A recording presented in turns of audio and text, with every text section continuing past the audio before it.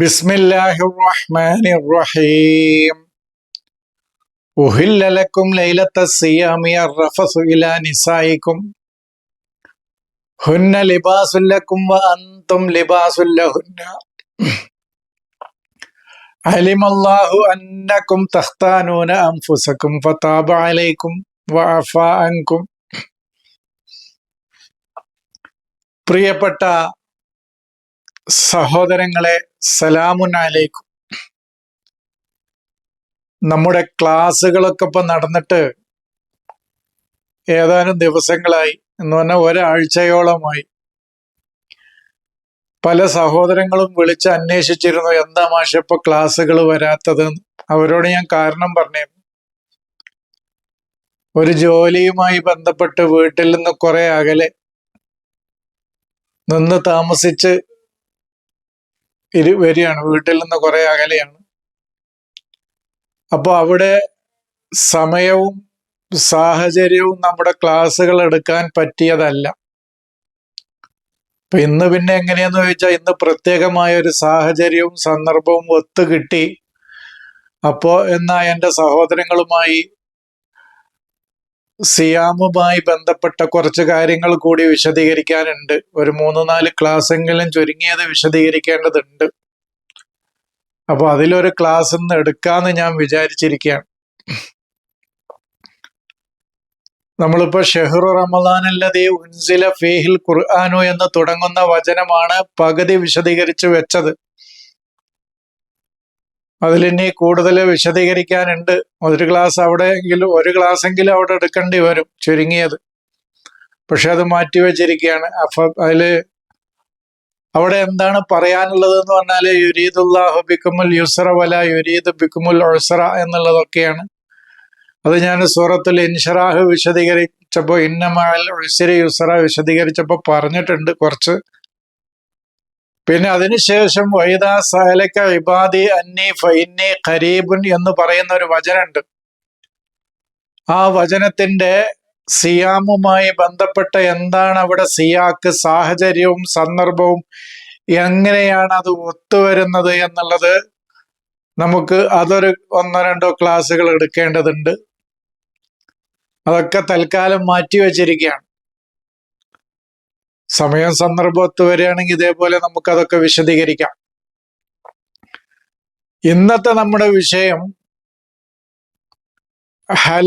ഹറാമാക്കാതെ ഹലാലാക്കിയ rufous എന്നാണ്. നമ്മൾ മുമ്പ് ചർച്ച ചെയ്തിരുന്നു ഒരിക്കൽ. സ്ത്രീ പുരുഷ ബന്ധത്തിന് പാരമ്പര്യ വായനയിൽ 10-13 സ്ഥലങ്ങളിലാണ് എൻ്റെ ഓർമ്മ. 10-13 വാക്കുകളാണ് ഖുർആനിൽ ഉപയോഗിച്ചിട്ടുള്ളത് സ്ത്രീ പുരുഷ ലൈംഗിക ബന്ധങ്ങൾക്ക്. എന്നാൽ അതിൻ്റെ ആധ്യാത്മികമായ വായനയിൽ, അതിൻ്റെ ആന്തരികമായ വായനയിൽ ഒരൊറ്റ സ്ഥലത്ത് പോലും എന്തില്ല, സ്ത്രീയുടെയും പുരുഷന്റെയും ശാരീരികമായ ഇടപെടലുകൾക്ക് ഇല്ല എന്നുള്ളതാണ് അതിൻ്റെ സത്യം. ആന്തരിക വായനയിലാണ്. ബാഹ്യവായനയിൽ റഫസോ, ഇപ്പൊ ഈ വചനത്തിൽ തന്നെ റഫസ് ഉണ്ട്. വബ്തഗൂമാ കതബല്ലാഹു ലക്കും എന്ന് പറയണത്, ഇബ്തിഗാഉമാ കതബ എന്ന് പറയണത് ലൈംഗിക ബന്ധത്തിലൂടെ അള്ളാഹു നമുക്ക് എഴുതി വെച്ച കുട്ടികൾ എത്ര ഉണ്ടെങ്കിൽ ആ കുട്ടികളെ തേടാനാണ്. ഫൽ ആന ബാഷിറുഹുന്ന എന്ന് പറയുന്നത് സ്ത്രീകളുമായി ബന്ധപ്പെടാനാണ്. 3. അതുപോലെ തന്നെ വല തുബാഷിറുഹുന്ന വഅൻതും ആകിഫൂന ഫിൽ മസാജിദി, ഇതേ വചനത്തിൽ തന്നെ പള്ളിയിൽ ഇഅ്തികാഫ് ഇരിക്കുമ്പോ സ്ത്രീകളുമായി സംയോഗത്തിൽ ഏർപ്പെടരുതെന്ന് പറയുന്നത് മുബാശറത്ത്. അവിടെ ലാ തുബാഷിറുഹുന്ന എന്ന് പറയുന്നത് ഇവിടെ ബാഷിറുഹുന്ന എന്ന് പറയുന്നതും. അപ്പൊ ഇതിൽ തന്നെ 3-4 വാക്കുകളാണ് ഇതിൽ തന്നെ വന്നിട്ടുള്ളത്. ഇനി വേറെയും കുറെ നമ്മൾ പറഞ്ഞല്ലോ, 13 സ്ഥലങ്ങളിലേറ്റ് എൻ്റെ ഓർമ്മയിലുണ്ട്. ഇപ്പൊ പെട്ടെന്ന് ഓർമ്മയിൽ വന്നതാണ് ഞാൻ പറയുന്നത്. അതിൽ പെടാത്തത് ഇനി ഉണ്ടോ എന്നുള്ളത് നമുക്ക് പരിശോധിക്കണം. അപ്പൊ ഈ റഫസ് എന്ന് പറയുന്നത് രാത്രിയിൽ സ്ത്രീകളുമായി ലൈംഗിക ബന്ധത്തിൽ ഏർപ്പെടുന്നത് എപ്പോഴാണ് അള്ളാഹു ഹറാമാക്കിയത്, നിഷിദ്ധമാക്കിയത് എന്നുള്ളത് ഇപ്പൊ ഹലാലാക്കി തരാൻ നമ്മൾ ഈ പറയുമ്പോ നമ്മൾ ഒരു കാര്യം പറയുമ്പോൾ അതിനെക്കുറിച്ച് ചിന്തിക്കണ്ടേ. ഇപ്പൊ ഇതേ വചനത്തിൽ തന്നെ വലാ തുബാഷിറൂഹുന്ന വാന്തും മാക്കിഫൂന ഫിൽ മസാജിദി. ഞാന് എൻ്റെ ഒരു സഹോദരനെ വിളിച്ചപ്പോ ഞാൻ സംസാരിച്ചു, ഫോണിൽ വിളിച്ച് സംസാരിച്ചപ്പോ ഈ ആയത്ത് മാഷ ഒന്ന് പറഞ്ഞു തരുമെന്ന് പറഞ്ഞപ്പോ ഞാൻ പറഞ്ഞു അത് ക്ലാസ്സിൽ പറയുന്നുണ്ട്, നിങ്ങൾ അതിലെ പാരമ്പര്യമായ അർത്ഥങ്ങളൊന്ന് നിങ്ങളൊന്ന് ചിന്തിച്ചു നോക്കൂ. പള്ളിയിൽ എഴുത്തിക്കാഫ് ഇരിക്കുമ്പോ സ്ത്രീകളുമായി സംയോഗത്തിൽ ഏർപ്പെടരുത് എന്ന് പറഞ്ഞാൽ എഴുത്തിക്കാഫ് പള്ളിയിൽ തന്നെ പാടില്ലല്ലോ. പള്ളിയിൽ നിന്ന് അത് അനുവദനീയമാണോ? എന്നിട്ടല്ലേ എഴുത്തിക്കാഫിൽ ഇരിക്കുമ്പോ നിങ്ങൾ അത് ചെയ്യരുത് എന്ന് പറയുന്നത്. അപ്പൊ ഇതൊക്കെ നമ്മൾ എന്താണ് തീരെ ചിന്തിക്കാത്തത് എന്നാണ് ഇപ്പോ ഞാൻ ഇങ്ങനെ വിചാരിക്കണം. ഇപ്പൊ കഴിഞ്ഞ ക്ലാസ്സില് നമ്മള് യൗമുസബത്തുമായി ബന്ധപ്പെട്ട് പറഞ്ഞപ്പോ ഈ ശനിയാഴ്ച നോക്കിയിരിക്കുകയായിരുന്നു മീങ്ങള്. തലപൊക്കി വെള്ളത്തിന്റെ മുകളിലേക്ക് വന്ന് ബനു ഇസ്രായേൽക്കാരെ കൊതിപ്പിക്കാൻ, നിങ്ങൾ ഞങ്ങളെ ഒന്ന് ഞങ്ങളെ ഒന്ന് പിടിക്കൂ എന്ന് പറഞ്ഞ് കൊതിപ്പിക്കാൻ അവര് ശനിയാഴ്ച എന്താണ് എന്ന് നോക്കിയിരിക്കുകയായിരുന്നു പാരമ്പര്യ അർത്ഥപ്രകാരം. അപ്പൊ അവിടെ ഹൂത്ത് ഹീത്താന് എന്നുള്ളത് നമ്മൾ എന്താണ് ചിന്തിക്കാത്തത്? ഹൂത്ത് ഹീത്താൻ എന്ന് പറയുമ്പോ നമ്മൾ പറഞ്ഞു മത്സ്യമല്ല, മത്സ്യം കൊണ്ടല്ല മൂസ പോയത്. തൻ്റെ മാ ഹവത്ത് മിനൽ എൽമിയാണ്, തൻ്റെ കയ്യിലുള്ള അറിവുമായിട്ടാണ് പോകുന്നത് എന്ന്. അപ്പൊ കയ്യിലുള്ള അറിവുകളാണ് അവരുടെ ബനു ഇസ്രായേൽക്കാരുടെ കയ്യിലുള്ള അറിവുകള് അവരുടെ അടുത്തൊക്കെ വരുമ്പോഴാണ് അത് ശരീഅത്തായിട്ട് തഖൂസുകൾ, പാരമ്പര്യ വിശ്വാസങ്ങളായിട്ട്, ആചാരങ്ങളായിട്ട് സൃഷ്ടിക്കപ്പെടുന്നത് എന്ന് നമ്മൾ പറഞ്ഞു. യൗമുസബത്ത് എന്ന് പറയുന്നത് അവരുടെ ചിന്താപരമായ, ബുദ്ധിപരമായ സുബാത്തിലാവുമ്പോ വൈജാല നൗമക്കും സുബാത്ത എന്ന് പറയില്ലേ, ആ സുബാത്തിലാവുമ്പോ ആലസ്യത്തിലായിരിക്കുന്ന അവസരത്തിലാണ് അതെന്ന് നമ്മൾ സൂചിപ്പിച്ചു. പക്ഷെ നിങ്ങൾ പാരമ്പര്യ അർത്ഥം നോക്കൂ, തീരെ ഒരു യുക്തി വേണ്ടേ? കാര്യങ്ങൾ നമ്മൾ പറയുമ്പോൾ അതിലൊരു ലോജിക്ക് വേണ്ടേ? അതിലൊരു യുക്തിഭദ്രമായിരിക്കണ്ടേ? അതൊരു ലോജിക്കായിരിക്കണ്ടേ? ചിന്തനീയമായിരിക്കേണ്ട കാര്യങ്ങൾ, അഖൽ ഉപയോഗിക്കാൻ പറ്റിയ കാര്യങ്ങളായിരിക്കണ്ടേ അതിൽ. ഇതൊക്കെയല്ലേ അഖൽ ഉപയോഗിക്കുക എന്ന് പറയുന്നത്. ബുദ്ധി ഉപയോഗിക്കുക എന്ന് പറഞ്ഞാൽ ഇതൊക്കെയല്ലേ. എന്ന പോലെ തന്നെയാണ് നമ്മൾക്ക് ഇവിടെ ചോദിക്കാനുള്ളത്. അതിന്റെ ഇടയിൽ ഒരു കാര്യം സൂചിപ്പിക്കാനുണ്ട്. എന്നോടൊരു സുഹൃത്ത് അതിനി ക്ലാസിന്റെ ഇടയിൽ മറന്നുപോയാലോ എന്ന് പറഞ്ഞിട്ടാണ് ഇപ്പൊ തന്നെ ഓർമ്മ വന്നപ്പോ, യാ യുഹല്ലദീന ആമനു എന്ന് പറഞ്ഞാല് യാ യുഹന്നാസിനല്ല, യാ യുഹൽ ഇൻസാനിനല്ല കുത്തിബ പിന്നെ കുത്തിബ എന്ന് പറഞ്ഞാൽ തന്നെ നിർബന്ധമല്ല എന്ന് ഞാൻ അദ്ദേഹത്തോട് പറഞ്ഞു. അദ്ദേഹം ചോദിച്ചു യാ യുഹല്ലദീന ആമനു എന്ന് പറഞ്ഞാൽ മോമിനീങ്ങൾക്ക് ആണോ എന്ന് ചോദിച്ചാൽ, അല്ല മോമിനീങ്ങൾക്കല്ല എന്ന് പറഞ്ഞു, അല്ലദീന ആമനൂനാണെന്ന് പറഞ്ഞു. യാ യുഹൽ നാസിനും അല്ല, യാ യുഹൽ ഇൻസാനിനും അല്ല, മനുഷ്യർക്കും അല്ല, മനുഷ്യനും അല്ല, മോമിനീൻ എന്ന വിശേഷണത്തിന് അർഹരായ ആളുകൾക്കും അല്ല, യാ യുഹല്ലദീന ആമനു എന്ന സിഫത്തിന്, വിശേഷണത്തിന് അർഹരായ ആളുകൾക്കാണ് കുത്തിബ അലൈക്കുമുസ് സിയാമു എന്ന് പറഞ്ഞത് എന്ന് ഞാൻ പറഞ്ഞു. അപ്പൊ അതെന്തുകൊണ്ടാണെന്ന് പറഞ്ഞാല് യാ യുഹല്ലദീന ആമനു എന്ന് പറഞ്ഞാൽ അവർക്ക് നാറ് പൂർണ്ണമായിട്ടും അവരിൽ നിന്ന് മാറിയിട്ടില്ല. അതുകൊണ്ടാണല്ലോ യാ യുഹല്ലദീന ആമനു ഖൂ അൻഫുസക്കും വഅഹ്ലീകും നാറ എന്ന് പറയുന്നത്. അജ്ഞതയുടെ, അതുപോലെ തന്നെ സ്വന്തം മനസ്സിലുള്ള തീ എന്ന് പറയുന്നത് പകയും വിദ്വേഷമൊക്കെയാണല്ലോ, അസൂയ, ഇതൊക്കെയാണ് മനസ്സിലെ തീ എന്ന് പറയുന്നത്. അതിലേക്കാണ് ഈ നൂറ് കിട്ടുന്നത്, വെളിച്ചം കിട്ടുന്നത്. അത് സ്നേഹവും അറിവും കരുണയും വിട്ടുവീഴ്ചയൊക്കെയാണ് അതിലെ നൂറ് കിട്ടുന്നത് എന്ന് പറയുന്നത്. അപ്പൊ അതാണ് യാ യുഹല്ലദീന ആമനു ഖൂ അൻഫുസക്കും എന്ന് ഖുർആൻ പറഞ്ഞത്. നിങ്ങളുടെ നഫ്സിനെ നാറിൽ നിന്ന് സംരക്ഷിക്കണം എന്നാണ്. നഫ്സിനെ നാറിൽ നിന്ന് സംരക്ഷിക്കണം എന്ന് പറയുമ്പോ നിങ്ങളുടെ തടിയെ നാക്കുകയാണ്. പിന്നെ അപ്പൊ അവിടെ അംഫുസക്കും എന്ന് പറഞ്ഞാൽ നിങ്ങളുടെ നഫ്സുകളെ എന്ന് പറഞ്ഞാൽ, നഫ്സ് എന്ന് പറഞ്ഞാൽ അവിടെ തടി എന്നാണ് അർത്ഥം എന്നാണ് അതിന്റെ പിന്നെ പറയുന്നത്. നിങ്ങൾ നാളെ പരലോകത്ത് നിങ്ങളുടെ തടി നരകത്തിലാകണത് നിങ്ങൾ സൂക്ഷിക്കണം. ഞാൻ വിഷയം അതല്ല. എന്റെ സഹോദരൻ ചോദിച്ചത് യാ അയ്യുഹല്ലദീന ആമനു എന്ന് പറയുന്ന വിശേഷണത്തിന് അർഹരാകുന്നത് എപ്പോഴാണെന്നാണ് അദ്ദേഹം എന്നോട് ചോദിച്ചത്. ഞാൻ പറഞ്ഞു, ഒരു ഉദാഹരണം പറഞ്ഞു കൊടുത്തു. ഏതൊരു മേഖലയിലാണെങ്കിലും അത് പൂർണ്ണമായിട്ടും ആ വിജ്ഞാനത്തിന്റെ പൂർണ്ണതയിലേക്ക് അവർ എത്തിയിട്ടില്ല. ഞാനൊരു ഉദാഹരണം പറഞ്ഞു കൊടുത്തു. ഒരു ഡോക്ടർ ആണെങ്കിൽ വൈദ്യശാസ്ത്ര രംഗത്ത് വിദ്യാർത്ഥികളായിരിക്കുന്ന ആ അവസരത്തിലാണ് യാ അയ്യുഹല്ലദീന ആമനു, അവര് വൈജ്ഞാനിക ആ മേഖലയിലുള്ള പൂർണ്ണമായ നാറിൽ നിന്ന് അവർ മോചിതരായിട്ടില്ല. മോചിതരാകുമ്പോഴാണ് മോമിനീൻ എന്ന വിശേഷണത്തിന് അവർ അർഹരാകുക. ആ മേഖലയിൽ അവർ പഠനം നടത്തുകയും അന്വേഷണം നടത്തുകയും അതിന്റെ യാഥാർത്ഥ്യങ്ങൾ കണ്ടെത്താനുള്ള ശ്രമത്തിലും നടന്നുകൊണ്ടിരിക്കുകയാണ്. ഒരു മേഖല വേണമെങ്കിൽ ഞാൻ പറയാന്ന് പറഞ്ഞു, ഇങ്ങനെ ഏതേത് മേഖലകളുണ്ടോ ആ മേഖലകളിലൊക്കെ. അതുകൊണ്ടാണ് യാ അയ്യുഹല്ലദീന ആമനു ആമിനു എന്ന് പറഞ്ഞത് ഖുർആനില്. യാ അയ്യുഹല്ലദീന ആമനു ആമിനു ബില്ലാഹി എന്ന് ഖുർആനിൽ പറഞ്ഞത് അതാണ്. അതുകൊണ്ടാണ് ഇന്നല്ലദീന ആമനു വല്ലദീന ഹാദു വന്നസാറ എന്ന് പറഞ്ഞിട്ട് മൻ ആമന ബില്ലാഹി എന്ന് പിന്നെ വേറെന്ന് വേർതിരിച്ച് പറഞ്ഞത്. അങ്ങനെ ഒരുപാട് ഉദാഹരണങ്ങളിലൂടെ, അത് ഞാനൊരു വേറെ വിഷയമായിട്ട് പറയാൻ, അതൊരു സൂചന നൽകിയെന്ന് മാത്രമേ ഉള്ളൂ. ഞാൻ ഈ ഉഹില്ലലക്കും ലൈലത്ത് സിയാമി അർറഫസു ഇലാ നിസായിക്കും എന്ന് പറയുന്ന ഈ വിഷയത്തിലേക്ക് തന്നെ വരാം. ഉഹില്ല എന്ന് പറയുന്നത് അനുവദിക്കപ്പെട്ടിരിക്കുന്നു എന്നല്ല. അത് നമ്മുടെ ഹറാമ് ഹലാല് എന്ന് പറയുന്ന ക്ലാസ് ഒന്ന് കേൾക്കുക. അപ്പോഴാണ് ഹലാല് എന്ന് പറഞ്ഞാൽ എന്താന്ന് മനസ്സിലാക്കാൻ പറ്റും. ഹറമ എന്ന് പറയുന്നത് ഒരു വേലിയോ മതിലോ ഒരു നിയമം മുഖേനയോ ഒക്കെ തടഞ്ഞു വെക്കപ്പെട്ടതിനെയാണ് ഹറമ എന്ന് പറയുന്നത്. ഹറാമ് എന്ന് പറയുന്നത് അതുമായി ബന്ധപ്പെട്ട നിയമങ്ങളാണ്.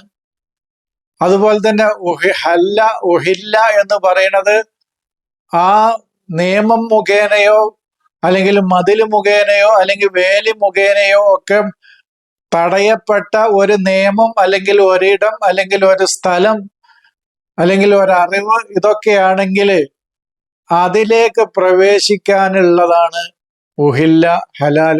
അത് ഉഹില്ല എന്ന് പറയുന്നത് അവിടേക്ക് പ്രവേശിക്കലാണ്. ആ പ്രശ്നം എങ്ങനെയാണ് അവിടെ തഹ്ലീൽ അപഗ്രഥിച്ച് അനലൈസ് ചെയ്ത് അവിടേക്ക് പ്രവേശിക്കുക. അത് പ്രവേശിക്കാനുള്ള നിയമസംഹിതകൾ എന്തൊക്കെയുണ്ടോ അത് മനസ്സിലാക്കലാണ് ഹലാൽ എന്ന് പറയുന്നത്. ഇപ്പൊ മനസ്സിലായിട്ടുണ്ടാവും. അല്ലാതെ ഹറാമായ ഭക്ഷണം ഹലാലായ ഭക്ഷണമല്ല. അപ്പോ അതാണ് ഉഹില്ല ലക്കും എന്ന് പറയുന്നത്. നിങ്ങൾക്ക് കാര്യങ്ങൾ അപഗ്രഥിക്കപ്പെട്ട് അനലൈസ് ചെയ്ത് അവിടേക്ക് പ്രവേശിക്കാൻ ഉള്ള അനുവാദം ഉണ്ട് എന്നാണ് പറയുന്നത്. നിങ്ങൾ അപഗ്രഥിച്ച് അനലൈസ് ചെയ്ത് അപഗ്രഥിക്കുക. ഏതൊരു പ്രശ്നത്തെയും നമ്മൾ ഹില്ല് ചെയ്യാം, അനലൈസ് ചെയ്യാം. അനലൈസ് ചെയ്തിട്ട് നമ്മൾ ആ പ്രശ്നത്തെ പഠിച്ച് മനസ്സിലാക്കി അങ്ങോട്ട് കിടക്കുക. എപ്പോഴാണ് ലൈലത്ത് എന്ന് പറയുന്നത്? നമുക്ക് ഞാൻ പറഞ്ഞിട്ടുണ്ട്, നമ്മുടെ പദാർത്ഥ വായനയിലാണെങ്കിൽ രാത്രിയും പകലുമാണ്. അത് രാത്രി എന്നുള്ളതാണ് ലൈല്.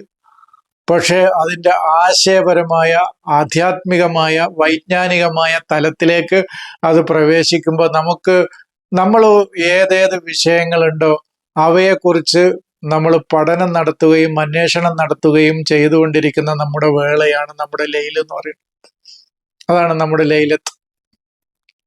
അത് 10 ലയാലുകൾ ഉണ്ട് എന്ന് പറഞ്ഞിട്ടുണ്ട് നമ്മൾ. വൽ ഫജ്രി വലയാലിൻ അശർ, മൂസക്ക് കടന്നു പോകാനുള്ള 10 വിജ്ഞാനത്തിന്റെ മേഖലകളാണത്. അത് കഴിഞ്ഞാലാണ് ഫജറാകുക. അതിൽ ഞാൻ പറഞ്ഞിട്ടുണ്ട്, അവസാനത്തെ ലൈലാണ് ലൈലത്തുൽ ഖദറിൽ എന്നെത്തുക. ഒരാളുടെ ലൈലത്തുൽ ഖദറിൽ എത്തലാണ് 10ാമത്തെ ലൈലത്ത്. അതാണ്. അത് നമ്മൾ ഒരിക്കൽ പറഞ്ഞിട്ടുണ്ട് എന്നാ തോന്നണത്. എന്താണ് ഈ ഖുർആൻ ഇറങ്ങണത് ലൈലത്തില്? ഇന്ന അൻസൽനാഹു ഫീ ലൈലത്തിൻ മുബാറക്കത്തിൻ. എങ്ങനെ ലൈലത്ത് മുബാറക്കത്താകുക? നമ്മൾ നോക്കി, നമ്മൾ ചിന്തിക്കണ്ടേ? അതാണ് അഖിമിസ്സലാത്തല്ലി ദുലൂക്കി ഷംസി ഇല വസക്കിൽ ലൈലി ആണ്. നമ്മുടെ വസക്കുൽ ലൈലാണ്. നമ്മുടെ ഉള്ളിൽ ഇരുട്ട് ആയി കിടക്കുകയാണ്, കട്ടി കൂടി കിടക്കുകയാണ്. അതാണ് വസക്കുൽ ലൈൽ. ആ വസക്കുൽ ലൈലിലേക്കാണ് ഈ വിജ്ഞാനത്തിന്റെ ബോധസൂര്യനെ നമ്മൾ തിരിച്ചു വെക്കേണ്ടത്. നമ്മുടെ ബോധസൂര്യനെ അങ്ങോട്ടാണ് തിരിച്ചു വെക്കേണ്ടത്. എവിടേക്ക്? അത് ഇതിനി ഇവിടെ ഈ ആയത്തിൽ തന്നെ പറയുന്നുണ്ട്. സുമ്മ അതിമ്മു സിയാമ ഇലൽ ലൈലി എന്ന് പറയുന്നുണ്ട് ഈ വചനത്തിൽ തന്നെ.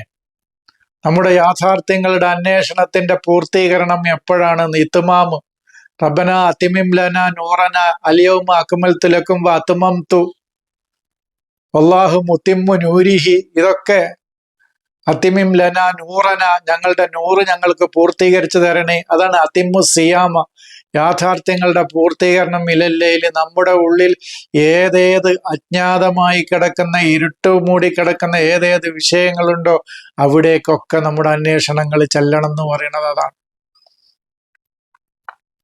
അതാണ് ലൈലത്തു സിയാം, യാഥാർത്ഥ്യങ്ങൾ അന്വേഷിക്കുന്ന ആ ലൈലത്ത് എന്ന് പറയുന്നത്. അന്വേഷണത്തിന്റെ രാത്രികളാണത്.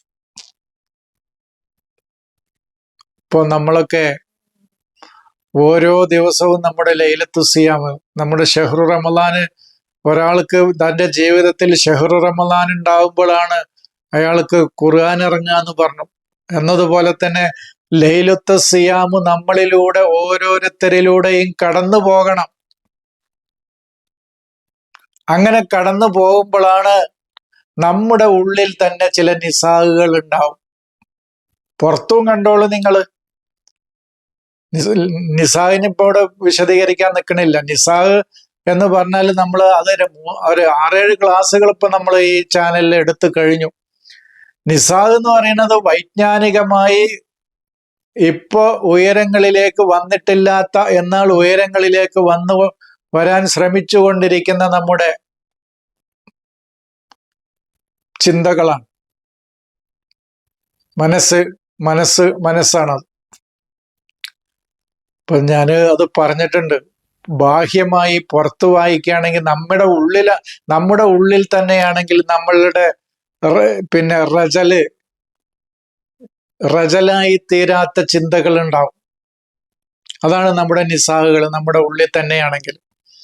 ഇതുവരെയും റുജൂലിയത്തിലേക്ക്, അത് വ്യക്തമായി സ്പഷ്ടമായി മനസ്സിലാക്കുന്ന അവസ്ഥയിലേക്ക് എത്തിയിട്ടില്ലാത്ത നമ്മുടെ ചിന്തകളുണ്ടല്ലോ, അവിടെ ആ ചിന്തകൾ പൂർണ്ണതയിലേക്ക് ഇർത്തിജാലായിട്ടില്ല എന്നർത്ഥം, പൂർണ്ണതയിലേക്ക് എത്തിയിട്ടില്ല എന്നർത്ഥം.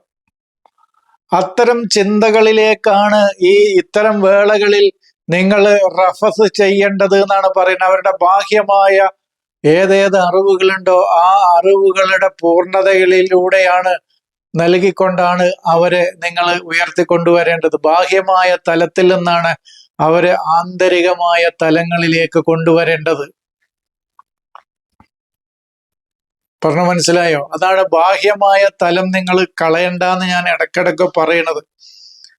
അവരുടെ മാദ്ദിയായ പദാർത്ഥ തലത്തിലുള്ള അല്ലെങ്കിൽ ബാഹ്യ തലത്തിലുള്ള അറിവുകളിലൂടെയാണ് അവരെ ആന്തരികമായ തലങ്ങളിലേക്ക് അവരെ കൊണ്ടുവരേണ്ടത്. അതാണ് ഉഹില്ല ലക്കും ലൈലത്ത സിയാമി അർ റഫസു ഇലാ നിസായിക്കും എന്ന് പറയുന്നത്.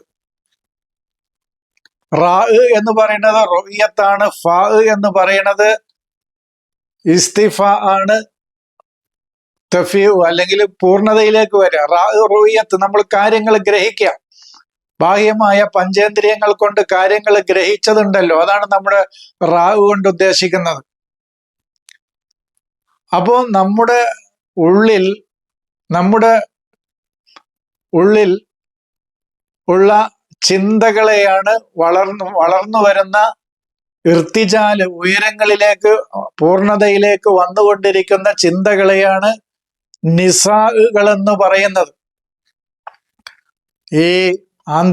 ഈ ഖുർആനിന്റെ ഈ വായനയിൽ കുറെ ആളുകൾക്ക് നിസാഹ് എന്ന് പറഞ്ഞാൽ മുതഅഖിറാത്ത് എന്നാണ്, പിന്നെ വൈജ്ഞാനികമായി പിന്നോട്ട് പോയ ആളുകൾ എന്നുള്ള അർത്ഥത്തിനാണ് എന്ന് ഒരഭിപ്രായം ഉണ്ട്. ഇന്നലെ ഞാനൊരു സഹോദരൻ വിളിച്ചപ്പോൾ ഞാൻ പറഞ്ഞിരുന്നു, മുഹമ്മദ് ഷുഹറൂർ എന്ന് പറയുന്ന ഒരു ആനുകാലിക പണ്ഡിതൻ ഉണ്ടായിരുന്നു. അദ്ദേഹം ഇപ്പൊ അടുത്ത കാലത്ത് മരിച്ചുപോയി. നിങ്ങൾക്ക് പിന്നെ അറബി അറിയാമെങ്കിൽ അതില് നിങ്ങൾ മുഹമ്മദ് ഷുഹറു, ഷീന് ഹാ റാ വാവ് റാ അങ്ങനെ അടിച്ചാൽ നിങ്ങൾക്ക് അദ്ദേഹത്തിന്റെ ഒരുപാട് ഇന്റർവ്യൂകൾ കാണാൻ കഴിയും.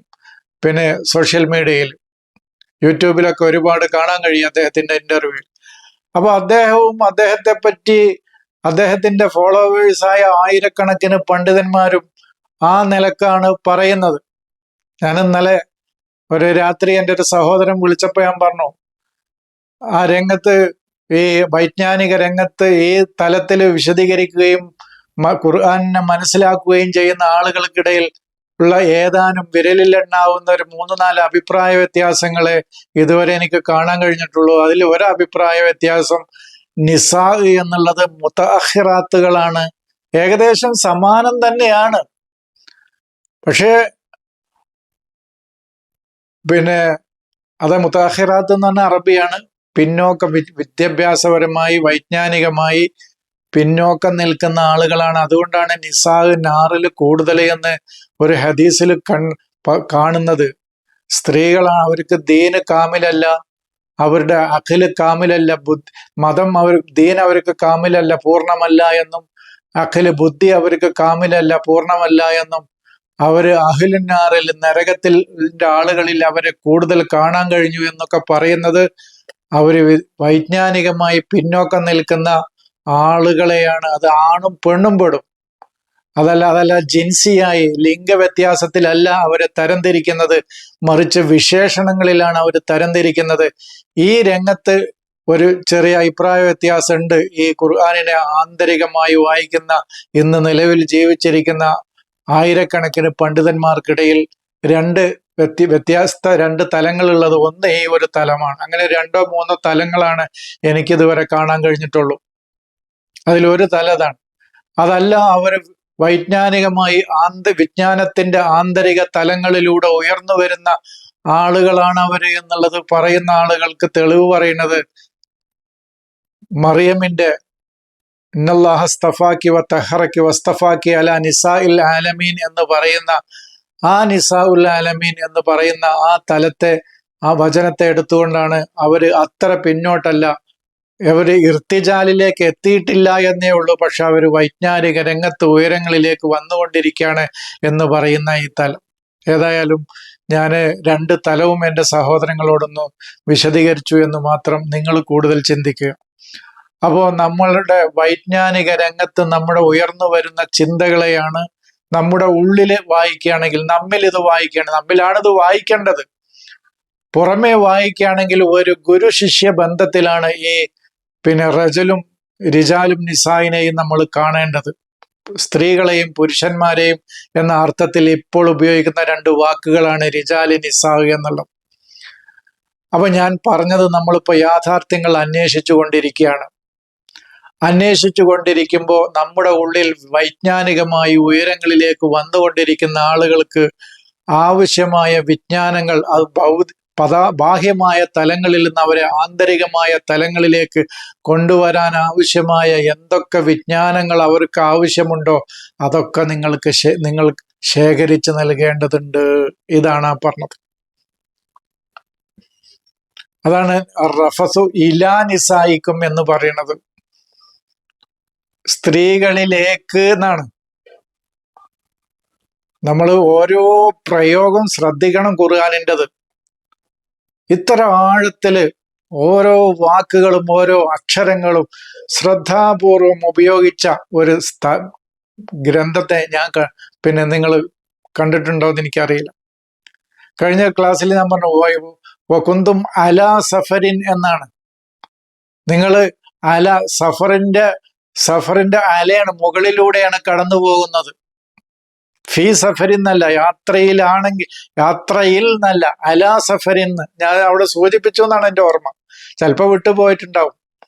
കാരണം അതൊക്കെ എല്ലാം ഓർത്തു വെക്കണ്ടേ. കാരണം അതിൻ്റെ ഓരോ സൂക്ഷ്മമായ പ്രയോഗങ്ങളും അങ്ങനെയാണ് അതിൻ്റെത്. മുസാഫിന്റെ ഞാൻ കണ്ട അത്ഭുതമാണ്. ഓരോ സൂക്ഷ്മമായ, എങ്ങനെ ഇത്രയും ഈ സൂക്ഷ്മമായി ഈ ഗ്രന്ഥത്തെ ഈ രൂപത്തിൽ എഴുതാൻ കഴിഞ്ഞു എന്നുള്ളതാണ് എൻ്റെ ഇപ്പോഴുള്ള ചിന്ത.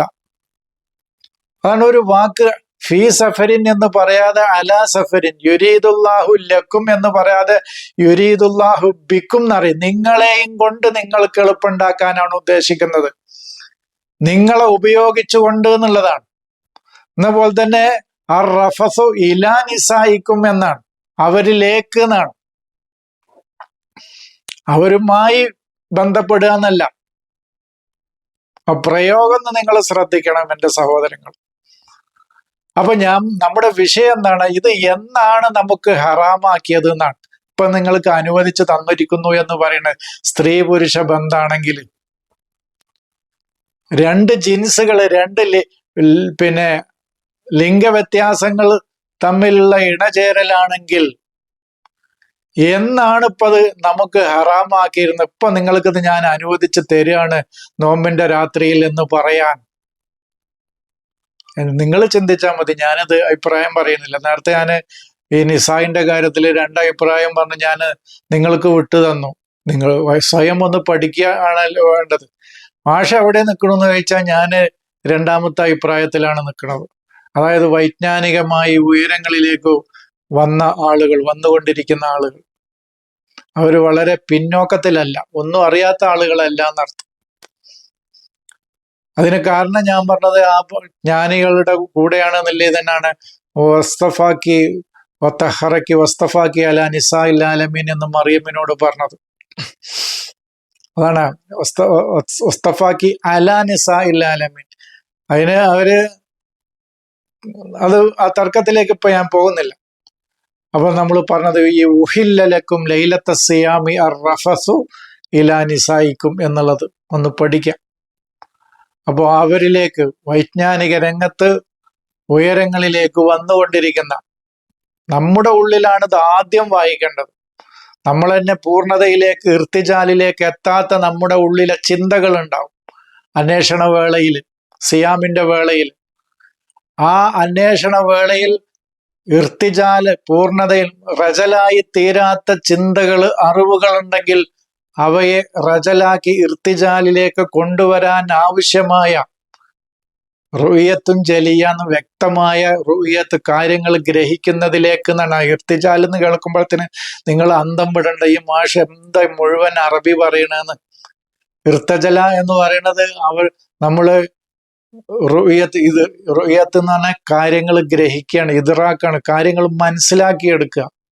അത് വ്യക്തമായി സ്പഷ്ടമായി കാര്യങ്ങൾ മനസ്സിലാക്കി അതിൻ്റെ ആന്തരികമായ തലങ്ങളിലൂടെ ഒക്കെ പോയി അതിനെ മനസ്സിലാക്കി എടുക്കുന്നതിലേക്ക് എത്തുമ്പോഴാണ്, അതാണ് പിന്നെ റിജാലുകളിൽ നിന്നാണ് നബിമാരെ തെരഞ്ഞെടുത്തിട്ടുള്ളത് എന്ന് പറയുന്നത്.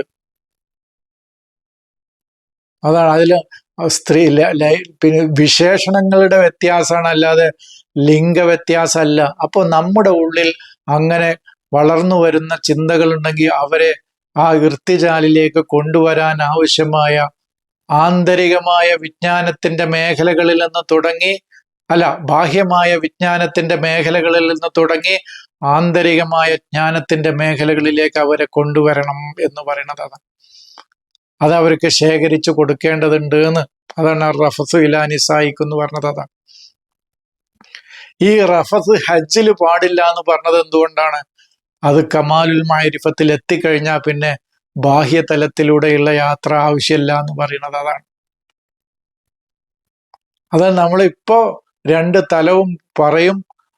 ഹജ്ജിലേക്ക് എത്തിക്കഴിഞ്ഞാൽ ഹജ്ജിന്റെ കമാലുൽ മഅരിഫത്തിൽ വ്യക്തമായി ബുദ്ധിപരമായി ചിന്താപരമായി കാര്യങ്ങൾ ഗ്രഹിക്കുകയും അതിന്റെ കമാലുൽ മഅരിഫത്ത് അറിവിന്റെ പൂർണ്ണതയിലേക്ക് ഒരു വിഷയത്തിൽ എത്തിപ്പെടുകയും ചെയ്താൽ അവിടെ പിന്നെ ഫുസൂക്കോ ജിദാലോ റഫസോ ഒന്നും പാടില്ല എന്ന് പറയുന്നത് അതാണ്.